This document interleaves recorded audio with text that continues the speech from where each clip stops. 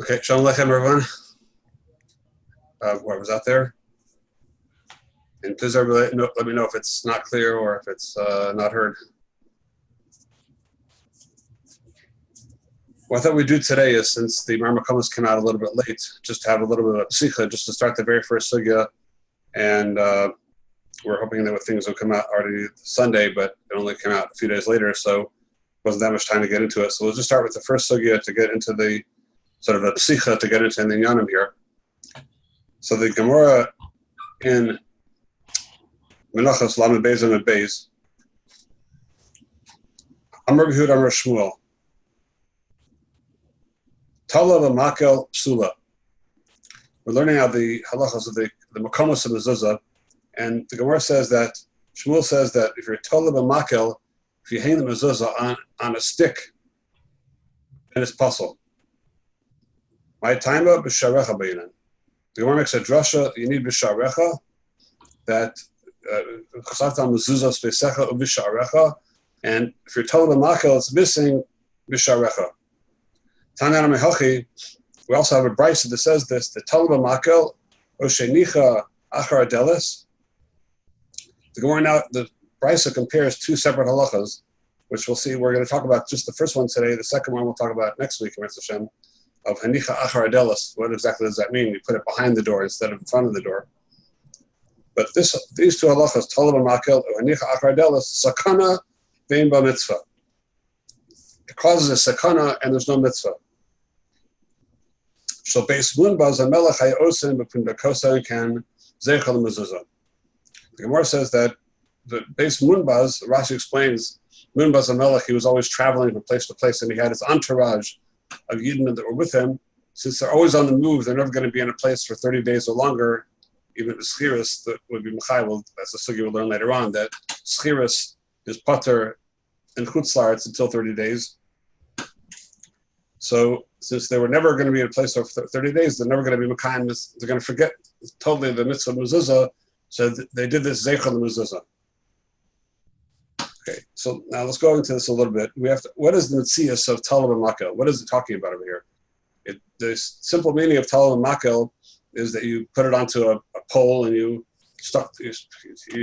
bang the pole into the ground, probably, or something like that. That's what they would think, but most of the Achronim seem to be learning, and there's a remnants to this in the Rishonim as well, that it means that they had some kind of they would take a peg, or we'll call it a big nail or something, and hammer it into the side of the door. I guess, based moonbaz, I guess, if you're the king, then you can get away with that, to hammer on the side of the door. But they would hammer it into the side of the door, and hang the mezuzah on this makel, and so this is going to be possible because the Gemara says ubisharecha.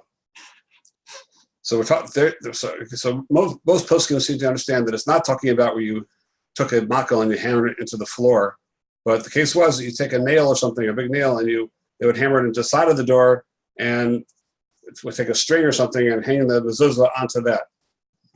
And according to our Girsa in the Gemara, the chisaron in that is, it says b'sharecha. It's missing b'sharecha, which that needs explanation because it's in the shar. The Maisa, it is in the shar. The Maisa, you put it, it's in the shar of the gate. So why should it be missing b'sharecha? What's the problem with that? So the lashon of Rambam we saw is that Rambam in Perek Vav Halacha Ches. I'm sorry, the Rambam is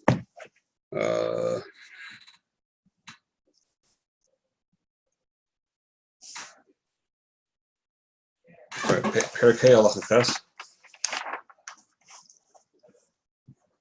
The Rambam says Talia v'makel psula she'en zu kavia. It's possible because it's missing kvius. It's not kavua there.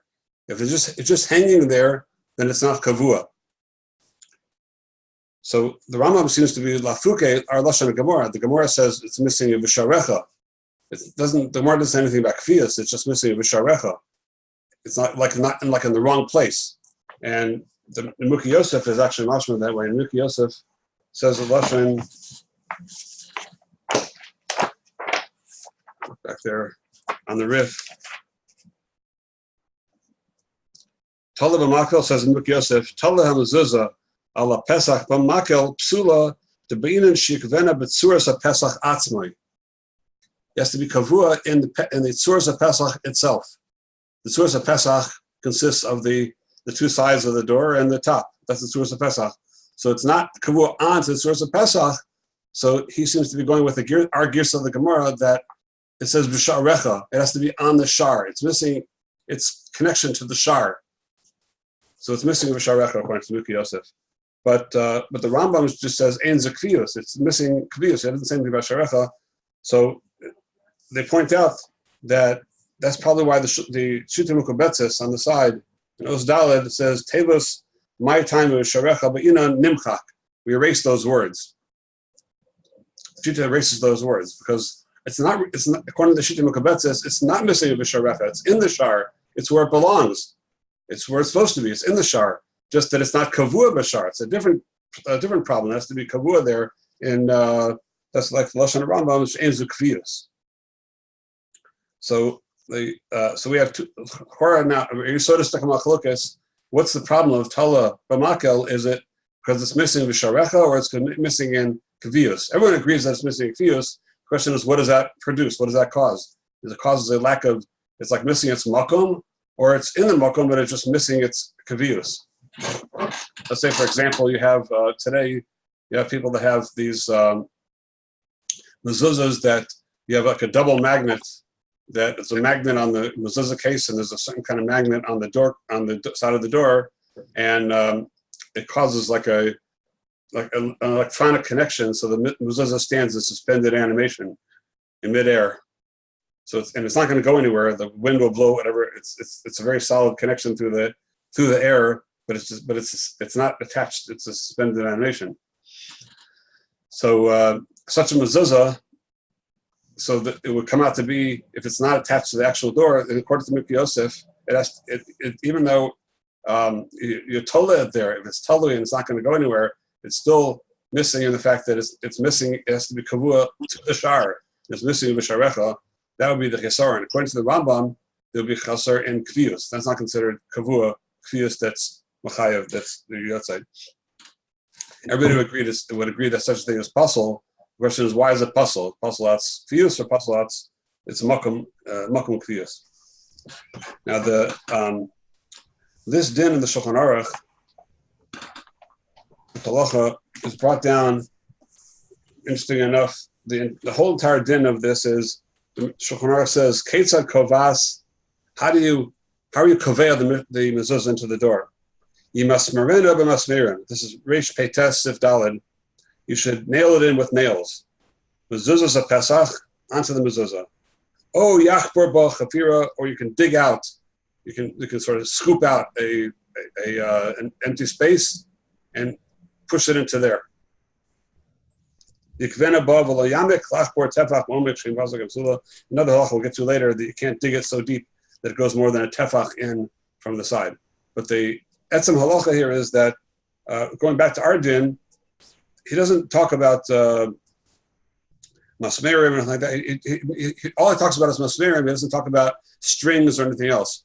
So we see that the Shulchan Aruch is interpreting this halacha, what it's telling us, just a din that has to be kavua b'masmerim. It has to be strongly attached with nails.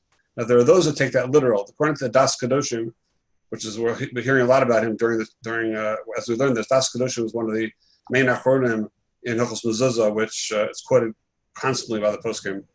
It's also very difficult to learn, very difficult to read. He writes, sometimes it feels like he's writing in Greek, the way he writes, but it was nevertheless one of the most chashuv poskim in Hilchos Mezuzah, the earlier poskim. So he writes that it's ma'akev to have actual nails based on the Shulchan Aruch. Nothing else works but nails. Other poskim disagree with that. Many other poskim, including the Aruch HaShulchan, disagree with that and say that it doesn't matter. You don't need dafka nails as long as it's in a way that it's not going to easily fall off. Then even if you put tape on there, if it's good strong tape, then you're also yotzei even without nails. The Das Kadoshim, based on the Lashon of Shulchan Aruch, he learns that masmera means it has to be under solid enough that it would take an uman or take tools to get it off, or you need to use like a lot of strength to pull it off. Lafuke, something like tape that you can easily pull it off. According to him, it's no good. All the other poskim seem to disagree with that. Mostly the Marsham and the others all seem to disagree, and they hold that if it's good, strong tape, then that's not going to be a problem. However, there's a sefer called Agurcha Ba'olecha, one of the most chashuv today's poskim on Hilchos Mezuzah. It's written by the son of Rabbi Feldman of Ner Yisrael. So it's like an encyclopedia mamish of Hilchos Mezuzah. So he also maintains that Rov poskim hold that good, strong tape is good. However, he points out ha'ara chashuva that a lot of times you find that when people put tape and they don't like strong masking tape, and then they don't pay attention to it for a long time, and over time it starts drying out, and so you'll have like what was the entire thing attached to the mezuzah was strongly attached to the door, but once it dries out, a lot of times only the edges of the tape remain attached. The mezuzah remains attached to the middle of the tape, which sort of separates from the door. So what you really have is just the connection of the edges to the door, and then there's like a separation between the mezuzah and the door because it's attached to the tape, which has because of time and dryness is separated out. So he holds that would be a psul of talib amakal of our sugya, that it's like hanging on a side thing, hanging on just on a side, on an edge. So that he holds as puzzle. So that's an important thing to keep in mind. Now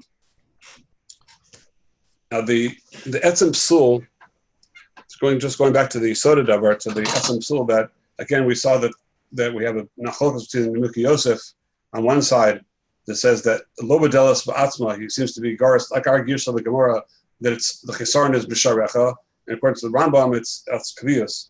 It's the chesaron is kviyus. Just to add to that there's the Kiryas Sefer, one of the late Rishonim on the Rambam, also learns explicitly that it's missing. He says that it's not kavua, that it's missing ubisharecha. So he actually learns in the Rambam that that's what the Rambam means, which would mean that the Rambam is a goris like our girsa. And it's also brought down in the name of Reb Chaim Brisker that he says that the reason that it's possible if you tola b'makel, if it's hanging on a makel, then the makel is not a chelik of the tzuras of Pesach, and the mezuzah has to be attached to the tzuras of Pesach itself. Now the Vilna Gaon says that there can't even be a chatzitza; it has to be attached to the door. And he says if you wrap it on with paper or it's in any kind of box, then even if that's attached, that's no good because it's a chatzitza between the mezuzah and the door. That's the shoot of the Vilna Gaon.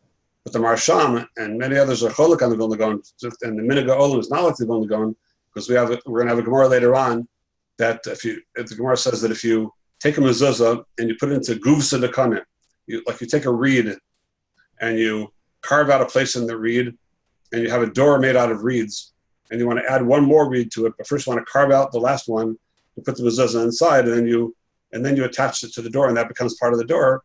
They're going to see a Gemara later on that that's possible because of Tasa V'Lo Asui, which means that you have to. We find this by tzitzis and by other things by sukkah that you have to let's say put the schach down and when you put the schach on the sukkah, it has to be already, the walls have to be there, and therefore it's schach. It's considered a covering, not the other way around. You can't put the schach and then put the walls up, because only then it becomes schach when you put the walls up. You didn't do a ma'aseh, put the schach up. The Torah says sukkah taseh. She was saying you have to make a sukkah, not that it gets made on its own. So the schach is if you put the walls afterwards, it's considered that the schach is made on its own, as opposed to you putting the schach on and making it a schach. We find this psul many places in halacha. Here also by mezuzah, you have to put the mezuzah onto the doorpost, not to put the mezuzah in a piece of wood, and then make that wood afterwards a piece of the doorpost, because it comes out that the doorpost was made after the mezuzah or together with the mezuzah. You didn't attach the mezuzah to the doorpost. So the fact that you can carve, so that's the only problem is tasel and asli. You see from here that if you would carve out a piece of reed, and then, or let's say a piece of like bamboo, and so you have a bamboo doorway, and you would attach that first, and then you put the mezuzah inside, that's going to be okay. So the gufsa dekana, you see, you can put it into a box, and it's okay. That's not like the Vilna Gaon. That's a kasha in the Vilna Gaon. So there are answers maybe you can give, but the post can go with a kasha more than an answer, and everyone holds that we could have wrapped around paper, and like the Aruch HaShulchan writes explicitly that, who usually goes to the Vilna Gaon, he writes explicitly that if you wrap it around paper and then you tape it up there very well, or you glue it up there very well, with that, you glue glue it on in a way that will never fall off, then it's kosher and not like the Vilna Gaon. But what everyone is maintaining, though, at least as we know, that it has to be attached there well in a way that it's not going to easily fall off, which often is not the case. There is an exceptional shita that is in a shita of the, it's a diuk from the Rebbeinu Tam. So according to Rebbeinu Tam, that holds that the mezuzah goes sideways and not straight up and down. So it's mashma from Rebbeinu Tam and Sefer Yashar that if you would make a little shelf in the spot of the mezuzah, you just attach a little shelf there, and then you lay the mezuzah on the shelf, then that's also kosher, even though it's not attached at all.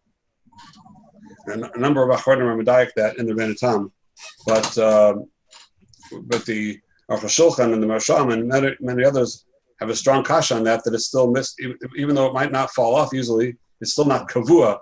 And from our sugya, you see that you need kavua. It has to be attached in a strong way. And from there, they say in Afkamina, a very common problem you see in people's houses when you walk into their houses, mezuzah, that if it's only hanging on one nail and it hangs, sometimes this last Shabbos, I was in a house, stayed by somebody, and I pointed out to them during Shabbos that they only have the top nail, the bottom nail fell out, so it's as if there's no mezuzah there at all. That's taliyah b'makel, because it can move back and forth on the upper nail. That's not called kavua, and therefore it's puzzle. So we come out here with two separate halachos that are very lemaisa that we, from this sugya, one is that we have to be careful about is that we have to attach it up there well enough that we have two strong nails and not one nail that's possible with only one nail. And number two, if you do have it up there with tape, you have to check it every so often to make sure that it didn't get separated from the mezuzah and it's only hanging on the tape and not on the, and not that the tape is attaching it to the wall, but the tape is separated and it's just hanging up there by tape. Because both cases are puzzle because of taliyah b'makel. And you see from Rashi clearly that this is puzzle even b'diavad. Because Rashi learns here that the Gemara, when it says that it's sakana ve'im ba mitzvah, why is it a sakana? Rashi says it's sakana mina mazikin. There's no shmira in this house. There's going to be Gemaras later on that tell us that there's a halacha of shmira and a mezuzah. It causes a shmira to the bais. It's a Gemara later on. So if Rashi can tell us that there's no shmira, that means that there's no kiyum mitzvah at all. There's no shmira whatsoever. Tosfos, however, learns over here that the sakana is, from Rebbeinu Tam, the sakana is you're going to bang your head. You saw Tosfos do masal sakana. It's not he's cholak on Rashi. It says the sakana is not that you have mazikin that are not going to be kept away by this mezuzah. Rather, sakana is only is you're going to bang your head. So if so, you see from Tosfos that this is not ma'akev b'diavad. Even if you're taliyah b'makel, it's hanging by one nail or all these things. According to Tosfos, it's only a psula l'chatchila, not b'diavad. But you see from all the Rishonim, not like Rebbeinu Tam. First of all, Rashi, also some Furish in the Rambam. We read before, the Rambam says, taliyah b'makel psula she'ein zu kviya. It's puzzle because it's not a kviyus. And then he compares it to the next halacha, which we're going to go into next time. Rambam goes on to say, "Hinicha achari adelis lo asa klum." The Brisa the Brisa that Gemara quotes puts these two halachas together: the halacha of achari adelis and the halacha of taliyah b'makel. And the Rambam says they're both puzzle. We'll just have to talk maybe next time about the shinui in the lashon Rambam. We'll notice that when you look at the sugya of achari adelis. By taliyah b'makel, the Rambam says psula she'en zu kviya, but by hinicha achari adelis, Rambam says lo asa klum. very interesting lesson for the Rambam to say lo asa klum instead of just psula. The Gemara says psula, the Rambam says lo asa klum. We'll have to discuss that next time. Al Kopanim, you see clearly in the Rambam, and also from the Nuki Yosef, that's Goris like our Girsa, they were saying that the psul it's missing in uvisharecha. If they're Goris like our Gemara, that's Xeris Kasa uvisharecha, and it's not kavua properly, then it's missing uvisharecha. It's considered like you put it in the wrong place. It's a chesaron in the place completely, so it's pasul legamrei. So we see that all the Rishonim take on, not like Tosas, but like Rashi, that it's pasul legamrei. So then, since it is pasul legamrei, just one last point to raise is that munbaz, that base munbaz that they would whenever they would go to the inns, the Gemara says that they would do this. They would put up a mezuzah by Tilia b'makel. The Gemara says zeicha mezuzah, and Rashi also quotes that lashon that there was only zeicha mezuzah because they weren't living there long enough in Teres Keva to ever be chayav in mezuzah.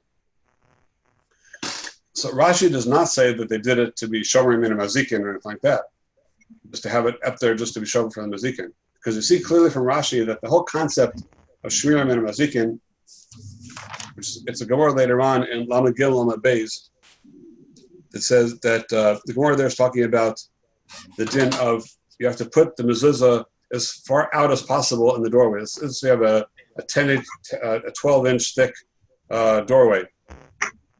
So you should put it to the outside tefach as far out as possible in order to have as much shmira as possible for mazikin. That's what the Gemara says there.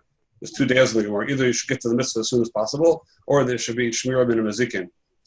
And the Gemara goes on to say that we see that the Yisod of mezuzah is, and this is actually how Unclus got the Romans that came to take him back to the king.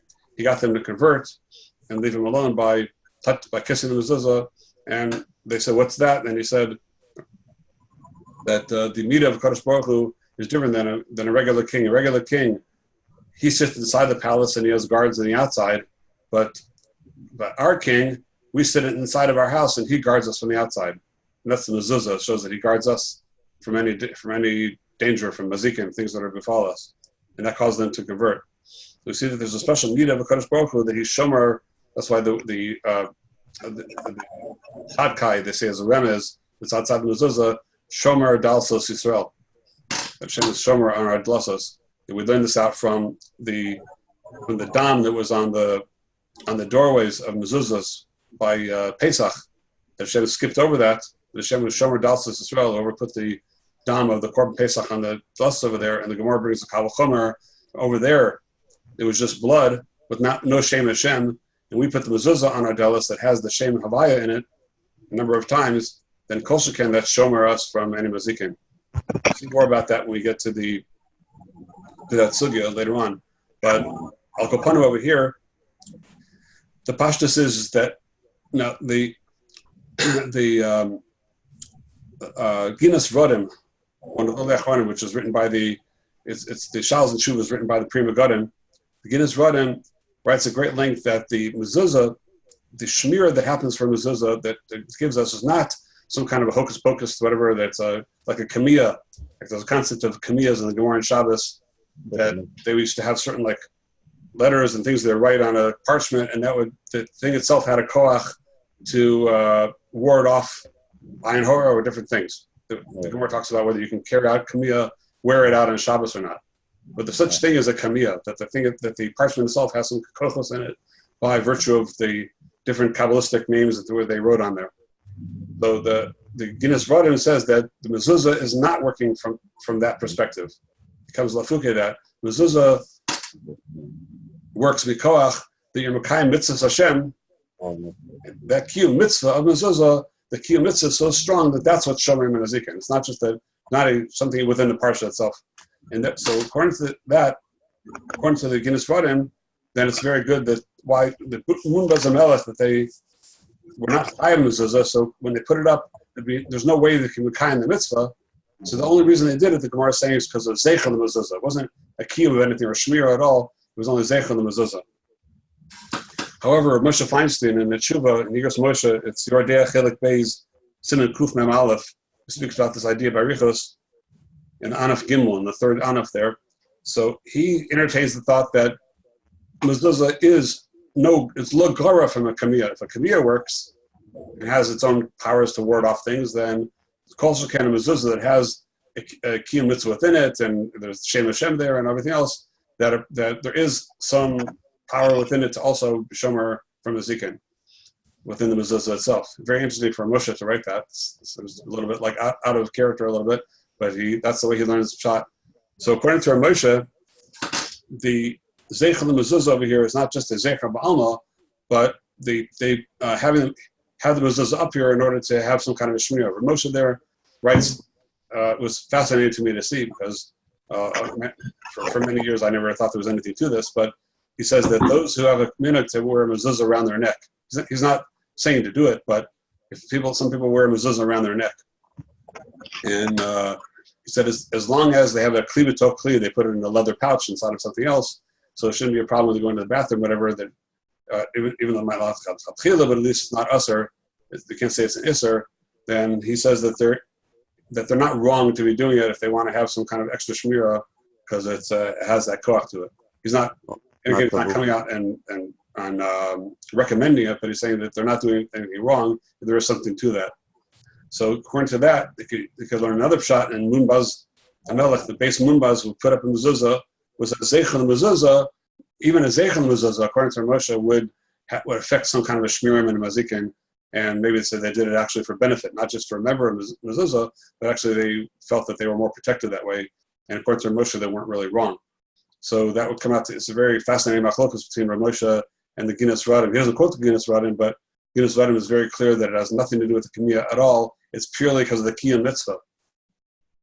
And you see, the Rav Moshe, it's a pella, Rav Moshe doesn't bring this, but you see clearly from Rashi and our sugya, like the Ginas Radim, not like Rav Moshe, because Rashi says clearly that if there's no mitzvah, there is no shmiram and mazikin.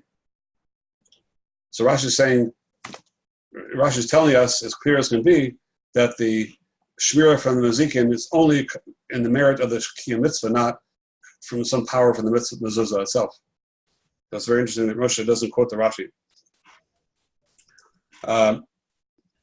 Okay, so we'll talk more about these things as we go along. But I just wanted to at least get us going and talk a little about the sugya and get ourselves into it, because there's so much more here than meets the eye. If we learn this, the deeper we learn this, the better we learn it. Then the more we can bring out these incredible yisodos that are in the sugya. It's full of lamdas and havana and mezuzah. It's also very full of halacha l'maisa. Every single little line of Gemara over here comes out with tremendous nachaminas halacha l'maisa, like we just saw. A little innocent sugya like Talib and Akel has so many nafkaminas and so many mistakes that people make.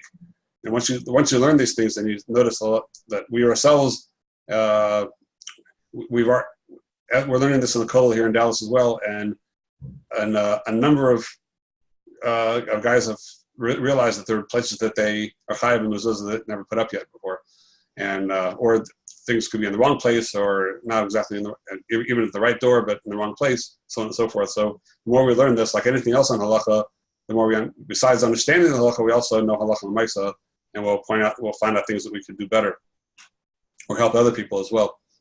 Just want to end off with, we're getting very close to Rosh Hashanah. Just a few words that we mentioned at the staff con and after Shachris in the morning, that the understanding of Tkiyah Shofar, that the Gemara makes a drasha that the yisod of Tkiyah Shofar is Trua. The Torah says that Rosh Hashanah Yom Trua Yelachem, it's the day of Trua. We know that the Trua is the shorter blasts, which is either the longer of the short, which is Tu'u, or it's the du, which the Gemara says we're not sure which one they are, that we're suffix what it really means by Trua, so therefore we do 3 different combinations, each one separately and then the 2 together. That's the Trua. And the Gemara has a drasha, though, that the Harvartin and Shover Trua, that every time you have a Trua, you have to have a Havaras Kol, which is a Tkiyah, the long Tkiyah before, and a separate drasha, you need also a Tkiyah afterwards. But whenever you have a Trua, you need a Tkiyah before and after. So we mentioned at the staff con is that the kol of the Trua, the Gemara learns out from Ein Sisra, from the mother of Sisra, who was crying when it was Boshesh Lavo, that he was taking too long to come, when she started to be scared that he was killed, which he in fact was. And the Lashonos over there, her crying, is where we learn out the kol shofar, which we see that the kol of Trua is a kol of weeping, of crying, which is the kol of the neshama when it wakes up, that the whole yisod of the Tkiya shofar is to wake us up. The Rambam says that it's like a yearly alarm clock, that Avapisha the Torah doesn't tell us why we have Tkiya shofar, the Rambam says, but remez yeshbo. There's a remez in the Torah that it says, Shenemar, Uru Yishenu V'Shenaschem, V'Nudami V'Tir. Wake up, you sleeping one from your sleep, and you in slumber from your slumber. Wake up and Chizu B'Tshuva, do tshuva, and recognize the Kadosh Baruch Hu and return to him. So the crying of the shofar, that crying voice is really reflecting the cry of our neshama. The shofar is the most primitive musical instrument out there. There's no reeds, there's no way you can play music on a shofar, even if you try, real music. It's purely the voice of the neshama. It's the voice of the neshama, and neshama and neshima from the same breath, the same shorish. The breath of a person is, when we hear the breath going through the shofar, we're hearing the kol of the neshama. And all the neshamas that hear that, we hear all kinds of noise all the time. There's all kinds of background noise, all kinds of things there's noise of radios and TVs and horns honking and people yelling and all kinds of voices that are out there. The neshama stays asleep. That doesn't wake up the neshama. What wakes up the neshama is to hear the voice of another neshama. It hears the voice coming from the world that it is from, then it recognizes that voice and it wakes it up from its slumber. And the first thing that happens when the neshama wakes up, it says, where am I? How far am I from where I should be? It's brought down in Al Pi Kabbalah that the din of Rosh Hashanah is that every one of us, really everything in this world, is a lower version of a mirror image of itself up in Shemayim. Like we learned about, there's a Beis HaMikdash Lamata, there's a Beis HaMikdash Lamaila, there's a Sefer Torah Lamata, and there's a Sefer Torah B'Kadosh Baruch Hu Lamaila. There's always the quintessential paradigm version of everything up in Shemayim, and a spiritual version of it. And that pertains to us as well. There's a quintessential paradigm, me and you and every one of us up in Shemayim, which reflects how we really should be, what we could be. And then there's who we are down here, Lamaisa, who we actually are, and as life plays out. And the din of Rosh Hashanah, what affects that din is the day that we're being recreated, because it's Zayam Tchilas Ma'asecha, it's Keneged the Brias Adam that was Nivra on that day. So every year the Adam was Nivra on that day. So we also, it's a din in Shammai whether we should be recreated or not for another year. So that din is, what's it judged based upon? So they take, the Beis Din Shammai takes the paradigm, quintessential self of us, puts it on one chair, puts us on the chair next to it, and says, new, like, how come you're not yourself? How come you're not adding up to you? They don't put next to you Moshe Rabbeinu or Avraham Avinu or Baron Kotler or anybody else. They put ourselves there next to us, and we say, new, how come you're not living up to yourself? When the neshama wakes up, it realizes that when it hears the shofar in Rosh Hashanah, at the moment of recreation, that's the moment of Tkiya shofar, and the neshama begins to cry because it realizes how far away it is from where it should be. And those are the first Yehurei Tshuva, which begin the Aseret Samei Tshuva. Even though we don't do Vidu in Rosh Hashanah, but the Tshuva begins through those Yehurei Tshuva, the thoughts of Tshuva that come through the Tkiya shofar. But what it's telling us, though, is that we need to have a Tkiya L'Fnei, a Tkiya L'Achareha. It has to be a Tkiya before it. Tkiya is a call of Simcha, which tells us that there needs to be the backdrop of Simcha before we cry. We have to first be able to focus on what we have to be happy for. If we focus only on our distance and how far we've fallen, then it can cause depression, cause a person to fall off, it can cause a person to give up, to have yush and give up.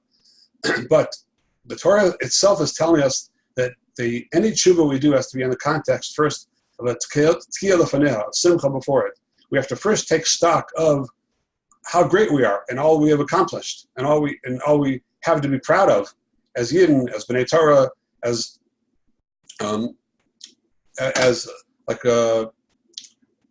it's brought down in the Sefer Musar that imagine you have a war going on. The general is leading the army into battle against the other army, and every battle has losses on the way. So a few great soldiers fall on the way. So if that general will stop and say, "Oy vey, Yankel just fell. Oy vey, Moshe just fell," and starts eulogizing them right on the spot, there's no question they're going to totally lose the battle and lose the war. That's not the time. There is a time to eulogize. There is a time to think about your losses.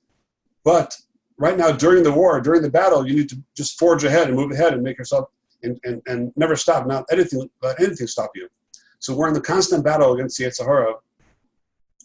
So the Atzas Yetzer Hara is to, if we do anything wrong, because we're in the middle of a battle, there's no doubt that we're going to have also losses. There will be times that we're not going to be so perfect. We're going to do things that are not so great.